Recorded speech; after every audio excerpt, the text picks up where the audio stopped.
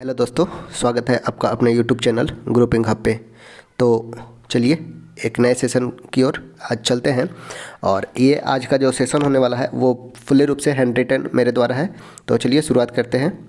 Question है, बांग्लादेश के एकमात्र व्यक्ति जिन्हें नोबेल प्राइज़ दिया गया है। बांग्लादेश के एकमात्र व्यक्ति जिन्हें नोबेल प्राइज़ पुरस्कार दिया गया है वह है मोहम्मद यूनुस। मोहम्मद यूनुस को 2006 में नोबेल अवार्ड दिया गया था शांति के क्षेत्र में। ठीक है, याद रखना है मोहम्मद यूनुस। अगर पूछा जाएगा आरआरबी रीजनल रूरल बैंक यानी कि ग्रामीण बैंक का संस्थापक माना जाता है मोहम्मद यूनुस को। ठीक है, वर्ष 2006 में शांति के क्षेत्र में नोबेल अवार्ड मिला है और ये बांग्लादेश के एकमात्र व्यक्ति हैं जिन्हें नोबेल अवार्ड दिया गया है 2006 में। नेक्स्ट है मातरबरी बंदरगाह। बांग्लादेश से ही याद रखना है, मातरबरी बंदरगाह बांग्लादेश का फर्स्ट डीप सी पोर्ट है। डीप सी पोर्ट बांग्लादेश का पहला है मातरबरी बंदरगाह। और ये कहाँ पे स्थित है? तो चटगांव में। याद रखना है चटगांव में स्थित है मातरबरी बंदरगाह। याद रखना है चटगांव से चटगांव शस्त्रागार हुआ था सूर्य सेन के द्वारा। सूर्य सेन के द्वारा, जिन्हें मास्टर दा के भी नाम से जाना जाता है। याद रखना है सूर्य सेन, ये हैं चटगांव शस्त्रागार से संबंधित। वर्ष 1929 में, वर्ष 1929-30 में चटगांव शस्त्रागार की घटना होती है। सूर्य सेन के द्वारा ये अंजाम दिया जाता है। और याद रखना है सूर्य सेन को मास्टर दा के नाम से भी जाना जाता है। नेक्स्ट है के स्मार्ट पहल। के स्मार्ट पहल यह केरला के द्वारा लाया गया है। के स्मार्ट पहल, अगर बात किया जाए के स्मार्ट का पूरा नाम, तो Kerala solution for managing administrative reformation and transformation. Kerala solution for managing administrative and reformation and transformation के स्मार्ट का पूरा नाम है। यह केरल राज्य सरकार के द्वारा लाया गया है। नेक्स्ट है लिथियम ट्रायंगल। बात किया जाए, ये जो क्वेश्चन होगा ओवरऑल सभी सब्जेक्ट से इधर उधर से क्वेश्चन होगा, तो आप कंसंट्रेट कीजिएगा।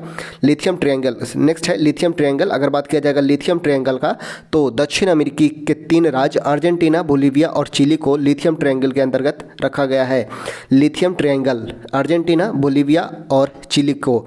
नेक्स्ट है Kuno national park. Kuno national park कहाँ है? तो यह मध्य प्रदेश में है। Kuno national park, Kuno national park में नामीबियाई चीता आया था। आसा नामीबियाई चीता पाठ आया था, जिसमें आसा ने 3 शावक को जन्म दिया। ज्वाला चीता ने 4 शावकों को जन्म दिया है। ठीक है, 2 चीता का नाम याद रखना है कूनो नेशनल पार्क में, जो लाया गया था नामीबिया से। वहाँ से 2 चीता याद रखना है। आसा ने 3 शावक को जन्म दिया था एवं ज्वाला चीता ने 4 शावकों को जन्म दिया था। अगर बात किया जाए चीता प्रजनन केंद्र का, तो बन्नी ग्रासलैंड में है। चीता प्रजनन केंद्र बन्नी ग्रासलैंड, कच्छ, गुजरात में स्थित है। अंतर्राष्ट्रीय चीता दिवस का बात किया जाए तो 4 दिसंबर को मनाया जाता है अंतर्राष्ट्रीय चीता दिवस। और वर्ष 2022 से चीता परियोजना लाया गया है। 2022 को चीता प्रोजेक्ट लाया गया है। 2022 को चीता प्रजनन केंद्र बन्नी ग्रासलैंड में, कच्छ, गुजरात में स्थित है। अंतर्राष्ट्रीय चीता दिवस 4 दिसंबर को मनाया जाता है। नेक्स्ट है एड्रियाटिक सागर की रानी। अगर बात किया जाए एड्रियाटिक सागर की रानी को, तो वेनिस को कहा जाता है एड्रियाटिक सागर की रानी। नेक्स्ट है 40 कबीलों का देश। 40 कबीलों का देश कहा गया है किर्गिस्तान को। किर्गिस्तान को 40 कबीलों का देश कहा गया है। लुकिस्ट पॉलिसी, अगर बात किया जाए लुकिस्ट पॉलिसी का, तो यह वर्ष 1991 में आया था। लुकिस्ट पॉलिसी वर्ष 1991 में आता है। और वर्ष 1991 में ही 24 जुलाई को एलपीजी पॉलिसी भी आती है। पंचशील समझौता का बात किया जाए तो भारत और चीन के बीच वर्ष 1954 में पंचशील समझौता होता है। पंचशील समझौता भारत और चीन के बीच वर्ष 1954 में। हरमट्टन का बात किया जाए तो हरमट्टन यह एक प्रकार का हवा है जो पश्चिमी अफ्रीका में चलती है। हरमट्टन पश्चिमी अफ्रीका में चलने वाली हवा है। नेक्स्ट है भारत में पहली बार गैर कांग्रेसी सरकार कब बनी थी? भारत में पहली बार गैर कांग्रेसी सरकार वर्ष 1977 में बना था। 24 मार्च 1977 डेट याद रखना है। भारत में पहली बार गैर कांग्रेसी सरकार 24 मार्च 1977 को बना। पीएम जो बने थे वह मोरारजी देसाई थे। मोरारजी देसाई का संबंध है जनता पार्टी से। ठीक है, मोरारजी देसाई का बात किया जाए तो इनका संबंध है जनता पार्टी से। और इनका जन्म, संस्थापक है जनता पार्टी के जयप्रकाश नारायण। अगर बात किया जाए जनता पार्टी का, तो संस्थापक है जयप्रकाश नारायण। जनता पार्टी का सरकार बनता है मोरारजी देसाई के द्वारा। नेक्स्ट है भारत सरकार द्वारा एलपीजी पॉलिसी की घोषणा कब की जाती है? तो डेट याद रखना है। पहले से आपको याद होगा 1951, तो याद रखना है 24 जुलाई को। 24 जुलाई वर्ष 1991 को एलपीजी पॉलिसी आता है। एलपीजी पॉलिसी यानी कि लिबरलाइजेशन, प्राइवेटाइजेशन और ग्लोबलाइजेशन, ये पीवी नरसिम्हा राव के समय में। और वित्त मंत्री जो रहते हैं वो मनमोहन सिंह रहते हैं। और डेट याद रखना है 24 जुलाई वर्ष 1991 को एलपीजी पॉलिसी घोषणा होता है। नेक्स्ट है भारतीय जनसंघ। बात किया जाए भारतीय जनसंघ का, तो भारतीय जनसंघ का स्थापना होता है वर्ष 1951 में। 1951 में भारतीय जनसंघ का स्थापना श्यामा प्रसाद मुखर्जी के द्वारा किया जाता है वर्ष 1951 में। 1951 के बाद 1975-77 में, 1975 से 77 के बीच इंदिरा गांधी के सरकार में नेशनल इमरजेंसी के बाद भारतीय जनसंघ को जनता पार्टी में विलय कर दिया जाता है। भारतीय जनसंघ को जनता पार्टी में विलय कर दिया जाता है। जनता पार्टी प्लस जनसंघ 1980 में मिल जाते हैं और 1980 में ही बीजेपी का फॉर्मेशन होता है। भारतीय जनता पार्टी का फॉर्मेशन किसके से होता है? तो भारतीय जनसंघ से और भारतीय जनता पार्टी से। भारतीय जनता पार्टी का बात किया जाए तो 77 में फॉर्मेशन होता है। 77 से 80 के बीच दोनों साथ में सरकार चलाते हैं और 80 में दोनों का नाम चेंज कर दिया जाता है भारतीय जनता पार्टी। इस प्रकार भारतीय जनता पार्टी का उदय कब होता है? तो वर्ष 1980 में। स्थापना भारतीय जनता पार्टी का 1980 में होता है। उसके पहले भारतीय जनसंघ और भारतीय जनसंघ के संस्थापक हैं श्यामा प्रसाद मुखर्जी।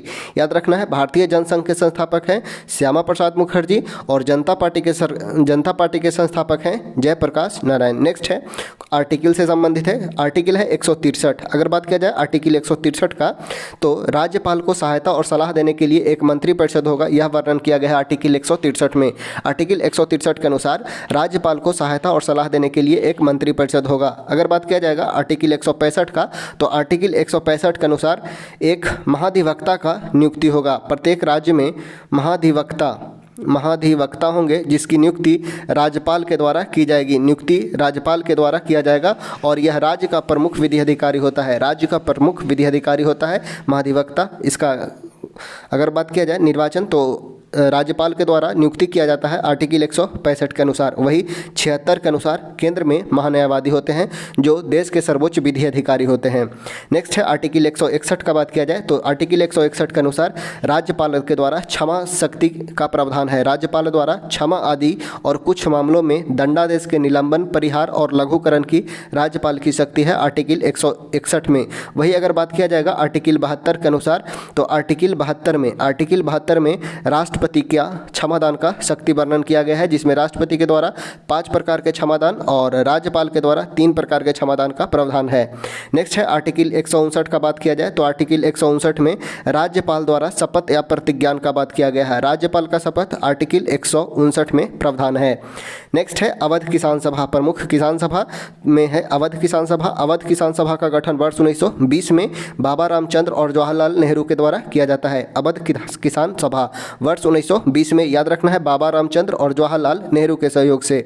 नेक्स्ट है बिहार प्रांतीय किसान सभा। बिहार प्रांतीय किसान सभा का गठन वर्ष 1929 में स्वामी सहजानंद सरस्वती के द्वारा किया जाता है। स्वामी सहजानंद के द्वारा वर्ष 1929 में बिहार प्रांतीय किसान सभा का गठन किया जाता है।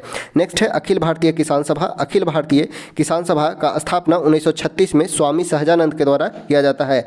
स्वामी सहजानंद के द्वारा ही अखिल भारतीय किसान सभा 1936 में की जाती है और यह किया जाता है लखनऊ में। अगर बात किया जाए अध्यक्ष थे स्वामी सहजानंद और महासचिव का बात किया जाएगा तो महासचिव होंगे एनजी रंगा। और बात किया जाए भारत में पीजेंट मूवमेंट के लीडर माने जाते हैं या जनक माने जाते हैं एनजी रंगा को, यानी किसान आंदोलन के जनक। भारत में किसान आंदोलन के जनक माने जाते हैं एनजी रंगा को। महासचिव बनाया जाता है अखिल भारतीय किसान सभा 1936 का महासचिव है एनजी रंगा। याद रखना है। नेक्स्ट है भारत में भू अस्थायी व्यवस्था किस प्रकार थी? तो 3 प्रकार का अस्थायी व्यवस्था था। अस्थायी बंदोबस्त, रैयतवाड़ी और महालवाड़ी। अगर देखें अस्थायी बंदोबस्त, तो अस्थायी बंदोबस्त 1793 में लॉर्ड कॉर्नवालिस के द्वारा लाया गया था। 1793 में लॉर्ड कॉर्नवालिस के द्वारा लाया गया था। इसमें राजस्व जो क्षेत्र था बंगाल, बिहार और उड़ीसा का क्षेत्र था। 1793 में अस्थायी बंदोबस्त लाया जाता है। अगर बात किया जाए अस्थायी बंदोबस्त को, तो इसे इस्तमरारी, जागीरदारी, मालगुजारी के नाम से भी जाना जाता है। अस्थायी बंदोबस्त को इस्तमरारी, जागीरदारी या मालगुजारी के नाम से भी जाना जाता है। इसमें सरकार को 10/11 भाग देना होता था, वही जमींदार को 1/11 भाग प्राप्त होता था। इसके अंतर्गत इसी के अस्थायी बंदोबस्त में ही सूर्यास्त कानून का प्रावधान था। अगर बंदोबस्ती सूर्यास्त से पहले नहीं जमा होता था तो उसके द्वारा यानी कि जमींदारी छीन ली जाती थी। इसे ही सूर्यास्त कानून बतलाया गया था। अस्थायी बंदोबस्त का बात किया जाए तो यह ब्रिटिश भारत का 19% भूभाग पर लागू था। अस्थायी बंदोबस्त ब्रिटिश भूभाग का 19% भूभाग पर लागू था, जिसमें अस्थायी बंदोबस्त में सरकार को प्राप्ति होती थी 10/11 भाग और जमींदार को प्राप्त होता था 1/11 भाग। और इसी से संबंधित है सूर्यास्त कानून। नेक्स्ट है रैयतवाड़ी बंदोबस्त। रैयत का मतलब होता है किसान। रैयत का मतलब होता है किसान। यह इसमें के अंतर्गत डायरेक्ट किसानों से टैक्स लिया जाता था। रैयतवाड़ी व्यवस्था से संबंधित व्यक्ति का नाम याद रखना है कर्नल रीड एवं Thomas Thomas Munro. Colonel Reid एवं मुनरो का संबंध है रैयत बाड़ी व्यवस्था से। बात किया जाए 1792 में मद्रास प्रांत में प्रारंभ हुआ था, वही 1820 में बम्बई में यह प्रचलित हुआ। किसानों से सीधा लगान लिया जाता था। भू राजस्व सबसे अधिक इसके अंतर्गत था, 1/2 था भू राजस्व इसमें, यानी कि टैक्स जो था सबसे अधिक था 1/2, और यह 51% भूभाग पर लागू था। सबसे अधिक भूभाग पर और सबसे अधिक भू राजस्व भी रैयतवाड़ी बंदोबस्त में ही था। नेक्स्ट है महालवाड़ी बंदोबस्त। महाल मतलब होता है गांव, महाल का मतलब होता है गांव, अर्थात इसमें टैक्स जो कलेक्ट किया गया वो गांवों के द्वारा। महालवाड़ी बंदोबस्त से संबंधित व्यक्ति हैं हॉल्ट मैकेंजी और एवं मार्टिन बर्ड।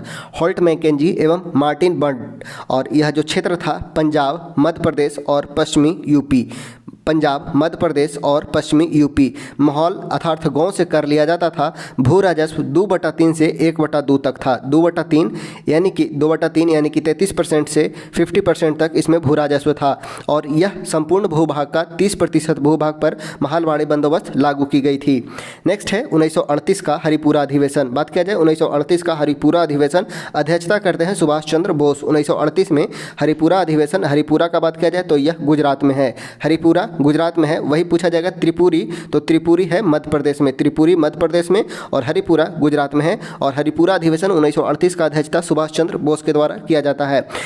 1938 के भारतीय राष्ट्रीय कांग्रेस के अधिवेशन में राष्ट्रीय नियोजन समिति का गठन का प्रावधान किया गया था, जिसमें राष्ट्रीय नियोजन समिति के हेड जो थे वे थे जवाहरलाल नेहरू। 1938 के हरिपुरा अधिवेशन से 2 फैक्ट याद रखना है। राष्ट्रीय नियोजन समिति का गठन एवं राष्ट्रीय योजना समिति का गठन किया गया था। राष्ट्रीय नियोजन समिति और योजना समिति 2 अलग चीज़ है। नियोजन समिति का गठन जिसके हेड थे जवाहरलाल नेहरू, और योजना समिति का गठन भी किया जाता है जिसके अध्यक्ष होते हैं जवाहरलाल नेहरू। साथ ही साथ रोमन लिपि लागू करने का प्रस्ताव दिया था सुभाष चंद्र बोस।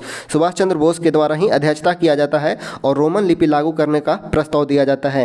नेक्स्ट है मुगल काल में चित्रकला। बात किया जाए मुगल काल में चित्रकला तो सबसे अधिक जो प्रचलित होता है वो जहांगीर के समय चरमोत्कर्ष पे होता है चित्रकला। वही बाबर के समय में प्रारंभ होता है, और बाबर के समय में प्रमुख चित्रकार है बिहजाद। बाबर के समय प्रमुख चित्रकारी है बिहजाद, जिसे पूर्व का राफेल की संज्ञा दी गई है। पूर्व का राफेल कहा गया बिहजाद को, और ये बाबर के समय समकालीन थे। तैमूरी चित्रकला शैली का चरमोत्कर्ष पर ले जाने का कार्य करते हैं बिहजाद के द्वारा। क्वेश्चन पूछा जाता है तैमूरी चित्रकला शैली को चरमोत्कर्ष पर ले जाने का कार्य कौन किया था, तो ये बिहजाद किया था, और बिहजाद को ही पूर्व का राफेल कहा गया है। पूर्व का राफेल कहा गया है बिहजाद को। नेक्स्ट है बाबर के बाद हुमायूं। अगर देखें तो हुमायूं में है मीर सैयद अली और ख्वाजा अब्दुल समद। मीर सैयद अली और ख्वाजा अब्दुल समद ने एक चित्र का चित्रांकन किया है, वह है हमजा नामा। हमजा नामा का चित्रकारी सौंपा गया था मीर सैयद अली को और ख्वाजा अब्दुल समद को, जिसे दस्तान अमीर हमजा कहा गया है। दस्ताने अमीर हमजा, यानी कि हमजा नामा की चित्रकारी का कार्य सौंपा गया था, और ये मीर सैयद अली और ख्वाजा अब्दुल समद को हुमायूं के समकालीन है। क्वेश्चन याद रखना है, हुमायूं के समकालीन 2 प्रमुख चित्रकार मीर सैयद अली और ख्वाजा अब्दुल समद, याद रखना है, दोनों के द्वारा दस्तान अमीर हमजा का चित्रांकन किया जाता है। नेक्स्ट है अकबर के समय। तो अकबर के समय में मीर सैयद अली, दसवंत, बसावंत, अब्दुल समद और मोहम्मद हुसैन कश्मीरी, ये सभी प्रमुख चित्रकार हैं। अगर बात किया जाए मोहम्मद हुसैन कश्मीरी को अकबर ने जड़ी कलम की उपाधि दी थी। मोहम्मद हुसैन कश्मीरी को अकबर ने जड़ी कलम की उपाधि दी थी। वही अब्दुल समद को सीरी कलम की उपाधि अकबर के द्वारा दी गई थी।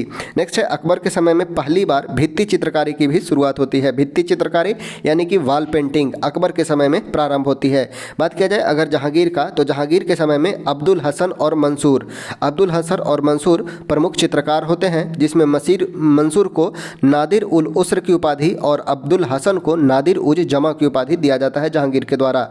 नादिर उज जमा की उपाधि अब्दुल हसन को और नादिर उल उसर की उपाधि मंसूर को दिया जाता है। जहांगीर के समय में चित्रकारी चरमोत्कर्ष पर होता है मुगल काल में।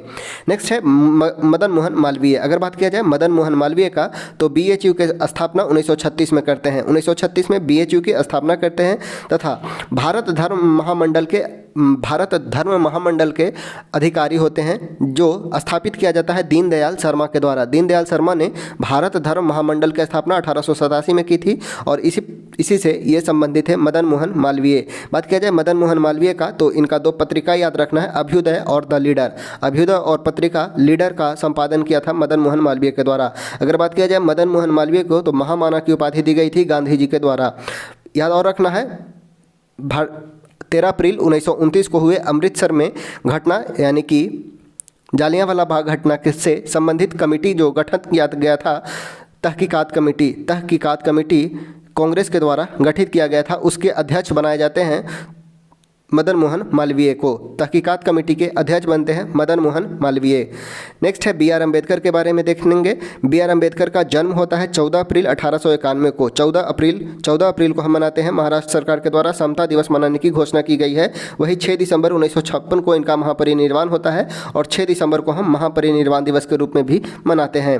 बात किया जाए बी आर अम्बेडकर का, तो बी आर अम्बेडकर का समाधि स्थल जो है वह कहलाता है चैत्य भूमि और यह मुंबई में स्थित है। चैत्य भूमि 1923 में बी आर अम्बेडकर के द्वारा बहिष्कृत हितकर्मी सभा की स्थापना की गई थी।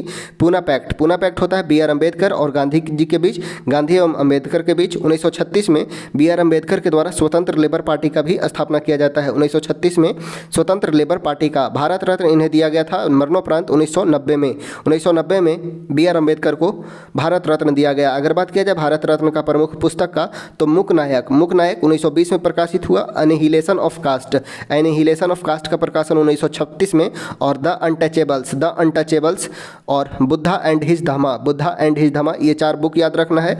यह बी आर अम्बेडकर से संबंधित है, बी आर अम्बेडकर के द्वारा लिखा गया है। Mook Nayak, annihilation of caste, untouchable, Buddha and his Dhamma. प्रारूप समिति के अध्यक्ष, प्रारूप समिति का गठन किया जाता है जिसमें 7 सदस्य होते हैं और यह प्रारूप समिति का अध्यक्ष होते हैं बी आर अम्बेडकर। अगर बात किया जाए बी आर अम्बेडकर के द्वारा स्थापित राजनीतिक दल का, तो शेड्यूल कास्ट फेडरेशन, स्वतंत्र लेबर पार्टी और भारतीय रिपब्लिकन पार्टी के स्थापना किया जाता है बी आर अम्बेडकर के द्वारा। सामाजिक संगठन का बात किया जाए तो बहित हितकर्मी सभा, क्वेश्चन लिया गया है, बहित हितकर्मी सभा के संस्थापक कौन थे, तो बी आर अम्बेडकर। बहिष्कृत हितकर्मी सभा, समता सैनिक दल, ये 2 सामाजिक संगठन का भी गठन करते हैं। वही शैक्षणिक संगठन का बात किया जाए तो डिप्रेस्ड क्लास एजुकेशन सोसाइटी एवं भारतीय बौद्ध महासभा का गठन किया जाता है। शैक्षणिक संगठन में डिप्रेस्ड क्लास एजुकेशन और धार्मिक में भारतीय बौद्ध महासभा के गठन किया जाता है बी आर अम्बेडकर के द्वारा। सभी देख लेना है। शेड्यूल कास्ट फेडरेशन, स्वतंत्र लेबर पार्टी, भारतीय रिपब्लिकन पार्टी, बहिष्कृत हितकर्मी सभा, समता सैनिक दल, डिप्रेस्ड क्लास एजुकेशन सोसाइटी एवं भारतीय बौद्ध महासभा का गठन बी आर अम्बेडकर के द्वारा किया जाता है। नेक्स्ट है भारतीय सुधार संघ। भारतीय सुधार संघ के संस्थापक हैं 1876 में केशव चंद्र सेन है भारतीय सुधार संघ के संस्थापक। अगर बात किया जाए भारतीय सुधार संघ का, तो यह ब्राह्मण समाज के धर्मनिरपेक्ष का प्रतिनिधित्व करता है। भारतीय सुधार संघ जो है ब्राह्मण समाज का धर्मनिरपेक्ष का प्रतिनिधित्व करता है। नेक्स्ट है निकेत, यह इकोलॉजी से संबंधित है। निकेत का बात किया जाए तो किसी जीव का आवास और उसमें जीव द्वारा निभाई जाने वाली भूमिका निकेत कहलाती है। निकेत शब्द का प्रयोग 1917 में जोसेफ ग्रीनेल द्वारा किया गया था। निकेत, इकोलॉजिकल निके शब्द का प्रयोग 1917 में जोसेफ ग्रीनेल के द्वारा किया गया था। नेक्स्ट है मोहम्मद बिन तुगलक का बात किया जाए तो यह भारत के यह दिल्ली सल्तनत के तुगलक वंश के अंतर्गत मोहम्मद बिन तुगलक होते हैं और इनका बचपन का नाम बात किया जाए तो बचपन का नाम है जौना खां। इन्हें स्वप्नशील, रक्त पिपासु, पागल बादशाह की भी संज्ञा दी गई है। मोहम्मद बिन तुगलक के द्वारा दीवाने अमीर ए कोही, कृषि विभाग की स्थापना की जाती है, दीवाने अमीर ए कोही। एवं मोहम्मद बिन तुगलक के द्वारा राजधानी परिवर्तन किया जाता है दिल्ली से देवगिरी परिवर्तन किया जाता है। मोहम्मद बिन तुगलक ने सिक्का जारी किया था। मोहम्मद बिन तुगलक के द्वारा सिक्का जारी किया जाता है और इसलिए इन्हें प्रिंस ऑफ मनियर्स की संज्ञा दी गई है। मोहम्मद बिन तुगलक को प्रिंस ऑफ मनियर्स की संज्ञा दी गई है। 1336 में मोहम्मद बिन तुगलक के समय में इब्न बतूता भारत आता है और 1333 में इब्न बतूता आता है और बुक लिखता है रहला। इब्न बतूता के द्वारा बुक लिखा गया है रहला। 1336 में याद रखना है, 1336 में विजयनगर साम्राज्य की स्थापना होती है मोहम्मद बिन तुगलक में के समय, और 1347 में बहमनी साम्राज्य का भी गठन होता है। बदायूं के द्वारा मोहम्मद बिन तुगलक के मृत्यु पर लिखा जाता है अंततः लोगों को उससे मुक्ति मिल गई, यह बदायूं लिखता है। नेक्स्ट है भारत में सती प्रथा का विरोध। बात किया जाए भारत में सती प्रथा का विरोध का, तो सर्वप्रथम फिरोज शाह तुगलक के द्वारा भारत में सती प्रथा का विरोध किया जाता है। फिरोज शाह तुगलक के द्वारा, एल्फिंस्टन के द्वारा इसे दिल्ली सल्तनत का अकबर कहा गया है। फिरोज शाह तुगलक को दिल्ली सल्तनत का अकबर कहा गया है और कहने वाले हैं इतिहासकार एल्फिंस्टन। फिरोज शाह तुगलक के बाद याद रखना है अकबर को अकबर के बाद याद रखना है Alfonso de Albuquerque. Alfonso de Albuquerque के द्वारा भी विरोध किया जाता है। अल्फांसो डी अल्बुकर्क के बाद औरंगजेब और अंततोगत्वा विलियम बेंटिक ने के समय में भारत से सती प्रथा का समाप्ति होता है। तो एक तुगलक रूलर फिरोज शाह तुगलक, दो मुगल रूलर अकबर और औरंगजेब और एक पुर्तगाली गवर्नर अल्फांसो डी अल्बुकर्क ने भारत में सती प्रथा का विरोध किया। चार ये नाम याद रखना है सती प्रथा से, फिरोज शाह तुगलक का, अकबर का, औरंगजेब का और अल्फांसो डी अल्बुकर्क का। बात किया जाए अगर प्रमाण का, भारत में सती प्रथा का प्रमाण का, तो एरन अभिलेख से हमें प्राप्त होता है। इसमें गोपराज की पत्नी, एरन अभिलेख में गोपराज की पत्नी के सती का प्रमाण मिलता है। गोपराज के पत्नी का सती का प्रमाण मिलता है। भानुगुप्त के समय भानुगुप्त का सेनापति गोपराज और गोपराज के पत्नी का प्रमाण प्रथम बार मिलता है एरन अभिलेख में। नेक्स्ट है क्वेश्चन, ये रिलेटेड है करंट से। क्वेश्चन पूछा गया है चैंपियंस ट्रॉफी 2024, चैंपियन ट्रॉफी 2024 का खिताब किसके द्वारा जीता जाता है? तो यह भारत जीतता है। चैंपियंस ट्रॉफी 2024 खिताब जीतता है भारत। करोड़ी या आमिल नामक अधिकारी किस मुगल शासनकाल में था? तो यह अकबर के समय में था। करोड़ी या आमिल नामक अधिकारी अकबर के समय में होता है। नेक्स्ट है कांडला बंदरगाह कहाँ स्थित है? तो यह कच्छ की खाड़ी में स्थित है। कांडला बंदरगाह कच्छ की खाड़ी में स्थित है। किस अभिलेख से ईरान से भारत के आर्यों के आगमन की सूचना मिलती है? तो यह है बोगजकोई अभिलेख से। बोगजकोई अभिलेख से। नेक्स्ट है golden boy Neeraj Chopra. Golden boy Neeraj Chopra पुस्तक के लेखक कौन है? तो नवदीप सिंह गिल के द्वारा लिखा गया है। नवदीप सिंह गिल। नेक्स्ट है कौन सा अभ्यारण्य जल पक्षी के लिए प्रसिद्ध है? जल पक्षी के लिए प्रसिद्ध है रणथंभौर अभ्यारण्य और यह राजस्थान में स्थित है। राजस्थान में। केवलादेव का भी नाम याद रखिएगा, और केवलादेव भी प्रवासी पक्षी के लिए फेमस है। जल पक्षी के लिए पूछा जाएगा तो रणथंभौर अभ्यारण्य। नेक्स्ट है काका कालेकर आयोग का गठन कब किया गया था? तो वर्ष 1953 में। वर्ष 1953 में काका साहब कालेकर की अध्यक्षता में प्रथम बार ओबीसी के गठन के लिए काका कालेकर ने सिफारिश किया था 1953 में। नेक्स्ट है ऑस्ट्रेलिया ओपन की शुरुआत कब से मानी जाती है? तो वर्ष 1905 से। वर्ष 1905 में ऑस्ट्रेलिया ओपन की शुरुआत होती है। नेक्स्ट है संविधान सभा। संविधान सभा का बात किया जाए तो संविधान सभा का गठन की मांग सर्वप्रथम 1895 में बाल गंगाधर तिलक के द्वारा किया गया था। उसके बाद 1922 में याद रखना है गांधी जी के द्वारा भारतीय संविधान भारतीयों के इच्छा के अनुसार होगा, यह उद्गार व्यक्त किया गया था। भारतीय संविधान भारतीयों के इच्छा के अनुसार होगा, गांधी जी ने 1922 में कहा। 1924 में मोतीलाल नेहरू के द्वारा बतलाया गया ब्रिटिश सरकार से मांग की भारतीय संविधान के निर्माण के गठन के लिए एक संविधान सभा का गठन किया जाए। ब्रिटिश सरकार के द्वारा मोतीलाल नेहरू ने वर्ष 1924 में मांग किया भारतीय संविधान के निर्माण के गठन के लिए एक संविधान सभा का गठन किया जाए। 1934 में एम एन राय संविधान सभा के गठन की बात की थी। एम एन राय 1934 में। 1938 में जवाहरलाल नेहरू ने वयस्क मताधिकार के आधार पर संविधान सभा के गठन की मांग की। 1942 में क्रिप्स योजना आया। क्रिप्स मिशन में यह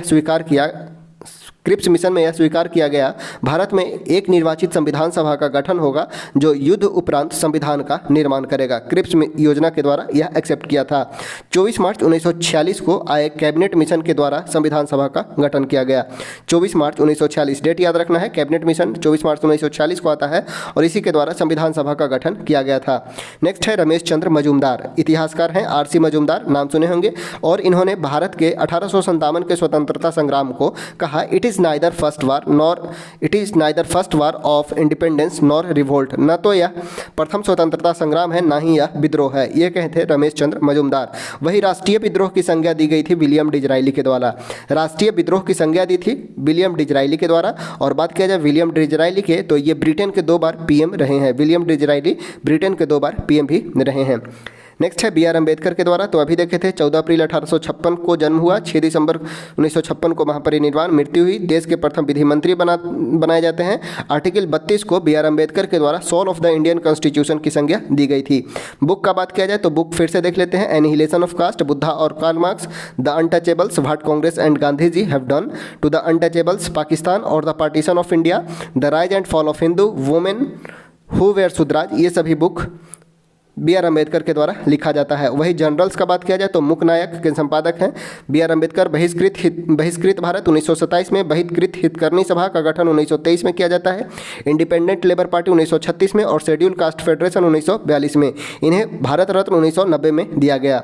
नेक्स्ट है grand old stone of south India. Grand old stone of south India का बात किया जाए तो एस सुब्रमण्यम अय्यर को grand old of south India कहा जाता है। Grand old man of India कहा जाता है दादा भाई नौरोजी को, और grand old stone of south India कहा जाता है है एस सुब्रमण्यम अय्यर को। ये द हिंदू के संपादक भी थे, द हिंदू के संपादक हैं एस सुब्रमण्यम अय्यर। इन्हें grand old of south India कहा जाता है। भूरिया समिति, बात किया गया है कमेटी का। भूरिया समिति पंचायती व्यवस्था में पेशा कानून को लागू करवाने से संबंधित है, भूरिया कमेटी।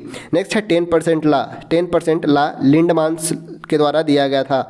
इकोलॉजी के संदर्भ में जो ऊर्जा ट्रांसफ़र होता है एक दूसरे से उच्च पोषण से निम्न पोषण की ओर 10% ही ट्रांसफ़र होता है, 10% ऊर्जा ट्रांसफ़र होता है, और यह दिया गया था लिंडमान के द्वारा वर्ष 1942 में, ये भी याद रखना है। नेक्स्ट है साइंस से संबंधित है मिनी माता रोग।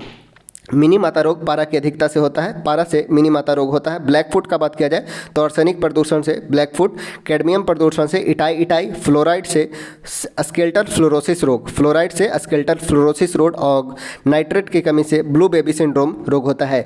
पारा के कारण मिनी माता, आर्सेनिक के कारण ब्लैक फुट, कैडमियम के कारण इटाई, फ्लोराइड, स्केल्टल फ्लोरोसिस और नाइट्रेट के कारण होता है ब्लू बेबी सिंड्रोम। नेक्स्ट है कुछ इंपॉर्टेंट डेज। टीचर्स डे बात किया जाए तो 5 सितंबर को मनाया जाता है टीचर्स डे। राष्ट्रीय शिक्षा दिवस का बात किया जाए तो 11 नवंबर को मनाया जाता है राष्ट्रीय शिक्षा दिवस, और यह अब्दुल कलाम आज़ाद का जन्मदिवस होता है। और अल हिलाल पत्रिका और अल बिलाग पत्रिका ये मौलाना अब्दुल कलाम आज़ाद के द्वारा लाया जाता है। बात किया जाए भारत के स्वतंत्र भारत के पहले शिक्षा मंत्री का तो अब्दुल कलाम आज़ाद थे, मौलाना अब्दुल कलाम आज़ाद पहले शिक्षा मंत्री, और राष्ट्रीय शिक्षा दिवस इन्हीं के जन्मदिवस के रूप में मनाया जाता है 11 नवंबर को। नेक्स्ट है विश्व डाक दिवस। विश्व डाक दिवस 9 अक्टूबर को मनाया जाता है। नागरिक सुरक्षा दिवस का बात किया जाए तो नागरिक सुरक्षा दिवस, मैत्री दिवस, महापरिनिर्वाण दिवस ये सभी 6 दिसंबर को मनाया जाता है। 6 दिसंबर को नागरिक सुरक्षा दिवस, महापरिनिर्वाण दिवस और मैत्री दिवस मनाया जाता है। झंडा दिवस का बात किया जाए तो 7 दिसंबर को मनाते हैं प्रतिवर्ष झंडा दिवस। विश्व रक्तदान दिवस का बात किया जाए तो रक्तदान दिवस 15 जून को मनाया जाता है। वही स्तनपान दिवस 1 अगस्त को मनाया जाता है। रक्तदान दिवस 15 जून और स्तनपान दिवस 1 अगस्त को मनाया जाता है। नेक्स्ट है योजना आयोग का गठन किस मंत्री के प्रस्ताव के आधार पर हुआ था तो जॉन मथाई के आधार पर, जॉन मथाई के प्रस्ताव पर योजना आयोग का गठन होता है। बात किया जाए योजना आयोग का तो 15 मार्च 1905 को योजना आयोग का गठन होता है, जिसके अध्यक्ष प्रथम अध्यक्ष बात किया जाए तो योजना आयोग के अध्यक्ष पीएम होते हैं, अर्थात जवाहरलाल नेहरू प्रथम अध्यक्ष बनते हैं। वही उपाध्यक्ष का बात किया जाए तो गुलजारी लाल नंदा होते हैं, गुलजारी लाल नंदा उपाध्यक्ष होते हैं। 2014 में योजना आयोग को मोदी जी के द्वारा समाप्त कर दिया गया, अर्थात अध्यक्ष के पद पर अंतिम रूप से नरेंद्र मोदी ही रहे थे। अगर उपाध्यक्ष का बात किया जाए तो मोंटेक सिंह अहलूवालिया, मोंटेक सिंह अहलूवालिया योजना आयोग के अंतिम उपाध्यक्ष हैं। प्रथम उपाध्यक्ष का बात किया जाएगा तो गुलजारी लाल नंदा, अंतिम उपाध्यक्ष तो मोंटेक सिंह अहलूवालिया। नेक्स्ट है प्रथम पंचवर्षीय योजना के योजनाकार कौन थे। प्रथम पंचवर्षीय योजना के योजनाकार हैं के.एन. राज। के.एन. राज को प्रथम पंचवर्षीय योजना का योजनाकार माना जाता है, और यह हेराल्ड डोमर मॉडल पर आधारित था। वर्ष 1951 से 56 तक योजना का अवधि होता है। हेराल्ड डोमर मॉडल पर आधारित योजनाकार हैं के.एन. राज। 1951 से 56 तक कृषि को इसमें प्रधानता दिया गया था। नेक्स्ट है सूचना के अधिकार आंदोलन की शुरुआत कब हुई थी तो वर्ष 1990 में राजस्थान से हुआ था सूचना का अधिकार आंदोलन की शुरुआत। नेक्स्ट है सूचना का अधिकार अधिनियम लागू कब हुआ तो 12 अक्टूबर 2005 को, 12 अक्टूबर 2005 को। लागू करने वाले प्रथम राज्य हैं तमिलनाडु 1997 में, और गोवा में 4 मई 1997 को, तमिलनाडु में 4 मई 1997 और गोवा में 31 जुलाई 1997 को लागू करने वाले प्रथम राज्य हैं। सूचना का अधिकार अधिनियम भारत में लागू हुआ 12 अक्टूबर 2005 को, और बात किया जाए प्रथम लागू करने वाले राज्य हैं तमिलनाडु 4 मई 1997 को, गोवा 31 जुलाई 1997 को। नेक्स्ट है पूर्वोत्तर परिषद। पूर्वोत्तर परिषद में राज्यों की कुल संख्या कितनी है तो 8 है, 7 सिस्टर प्लस सिक्किम। पूर्वोत्तर परिषद में टोटल 8 राज्य हैं सिक्किम को मिलाकर, और 7 सिस्टर भी हैं। नेक्स्ट है तुलजा भवानी मंदिर। तुलजा भवानी मंदिर है महाराष्ट्र में। एक है तुतला भवानी जो बिहार में स्थित है, और तुलजा भवानी यह है महाराष्ट्र में। एनडीबी नेशनल डेवलपमेंट बैंक का बात किया जाए तो इसका गठन वर्ष 2014 में किया गया था। एनडीबी का गठन 2014 में। नेक्स्ट है पालक का पत्ता प्रबल स्रोत होता है किसका तो विटामिन ए का। कंचन किसका किस्म है, कंचन यह एक आंवला का किस्म है, कंचन आंवला का किस्म है। नेक्स्ट है वर्षा वन अनुसंधान केंद्र, यह असम के जोरहट में स्थित है। वर्षा वन अनुसंधान केंद्र असम के जोरहट में। राष्ट्रीय चाय अनुसंधान केंद्र असम के जोरहट में स्थित है, दोनों असम में ही है। वर्षा वन अनुसंधान और राष्ट्रीय चाय अनुसंधान केंद्र। भारतीय टी बोर्ड का बात किया जाए तो इसका हेडक्वार्टर जो है वो कोलकाता स्थित है। भारतीय टी बोर्ड का हेडक्वार्टर है कोलकाता। आंतरिक सुरक्षा एकेडमी राजस्थान के माउंट आबू पर स्थित है। आंतरिक सुरक्षा एकेडमी यह राजस्थान के माउंट आबू पर स्थित है। नेक्स्ट है मुगल रूलर से संबंधित है उपनाम। सुंदर मूर्ख शहरयार को कहा गया है। शहरयार को सुंदर मूर्ख की उपाधि दी गई थी। लंपट मूर्ख की उपाधि जहादर शाह को और रंगीला बादशाह मोहम्मद शाह को कहा गया है। सुंदर मूर्ख शहरयार को, लंपट मूर्ख जहादर शाह को और रंगीला बादशाह मोहम्मद शाह को कहा गया है। नेक्स्ट है कर मत दो आंदोलन। कर मत दो आंदोलन महात्मा गांधी के जी द्वारा कहा गया था 30 मार्च 1919 को। कर मत दो आंदोलन चलाया गया महात्मा गांधी के द्वारा और कर मत दो का नारा दिया गया था सरदार पटेल के द्वारा। कर मत दो का नारा अगर पूछेगा तो सरदार पटेल और आंदोलन महात्मा गांधी के द्वारा। नेक्स्ट है काली क्रांति का संबंध कच्चे तेल के उत्पादन से है। काली क्रांति का दूध में वसा की मात्रा मापने के लिए किस यंत्र का यूज किया जाता है तो ब्यूटाइरोमीटर।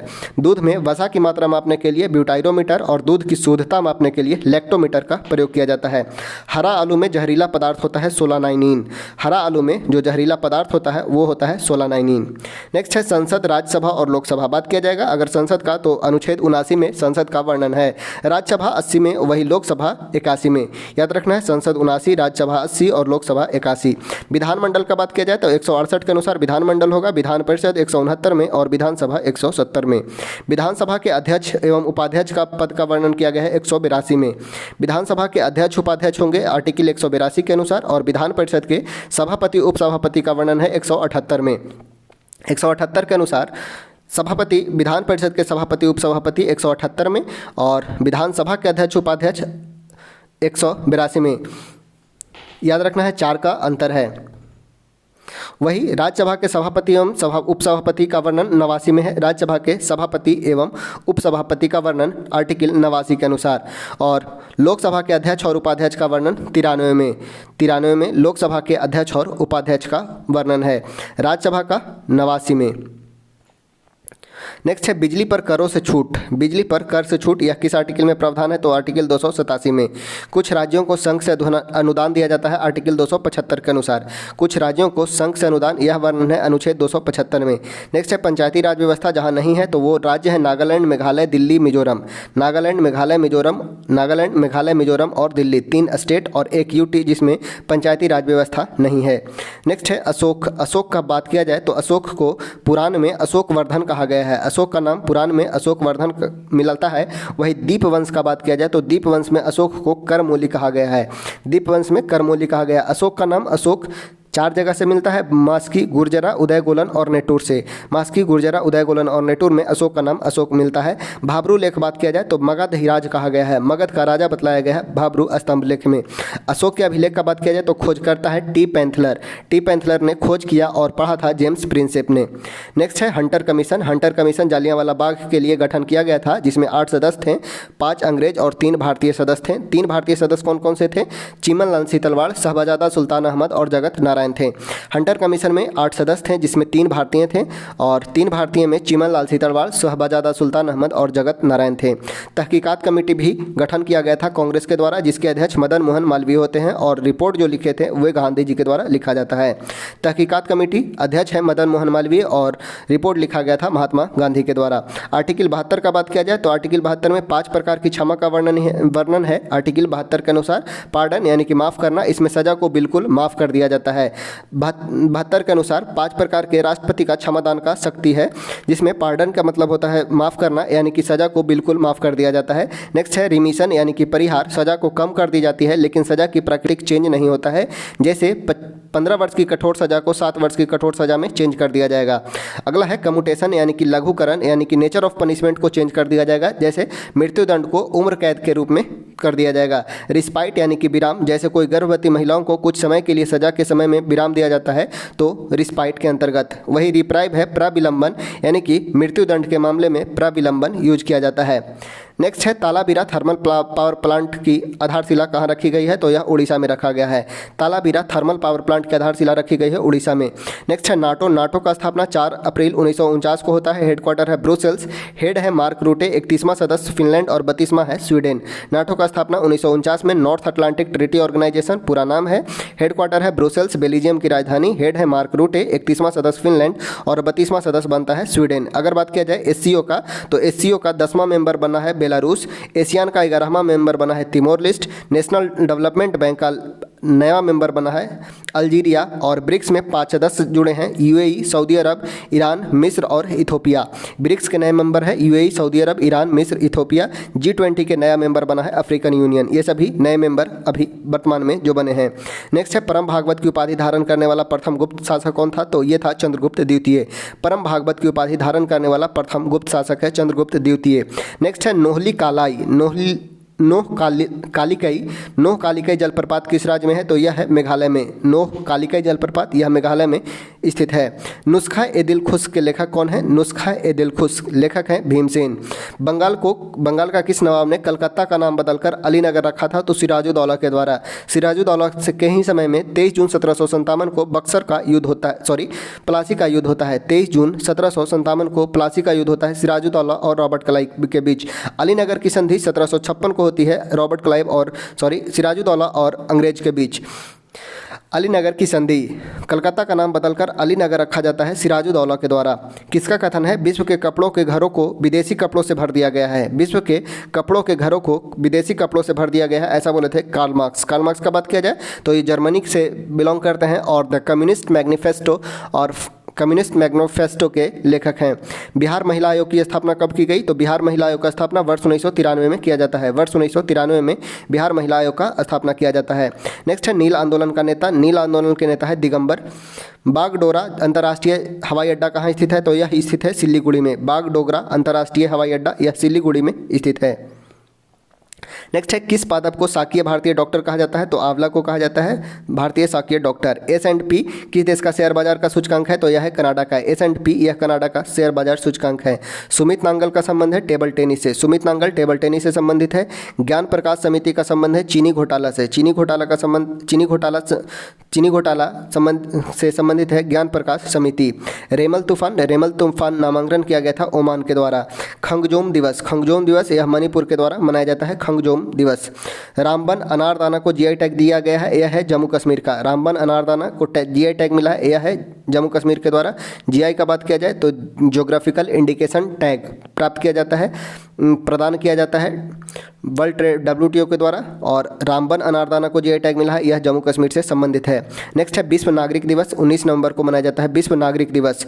गुलजारी लाल नंदा का समाधि स्थल नारायण घाट कहलाता है। गुलजारी लाल नंदा का समाधि स्थल नारायण घाट कहलाता है।